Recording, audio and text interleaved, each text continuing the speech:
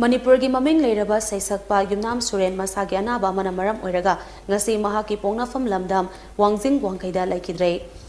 मियामना थोइदोकना पामनाखिबा युमनाम सुरेन हिंगलिगी मतमदा मणिपुरी फिल्म के इसै क्या खुदोल तंबदा नतना तोंगान तोंगानबा सैसकता सकपा इसै क्याना मियामगी थमोय सुमतखि महागना सकलंबा इसै सिंगी मनुंगदा इमा नंगी चेहि मनम चलिबा खोंगचत सिगी पोलोइदी थमोय सिना मरोल थोकलमलबा अमदि निंगजबा माना हाइरिबा इसै सिंग असिदि मणिपुरी मतम इसैगी पुवारिदा लाचंदुना लेहोरगनी महागना लेखिदबदा मणिपुर की तोंगान तोंगानबा सेक्शन दगी नुंगाइतबा फोंदोनरकले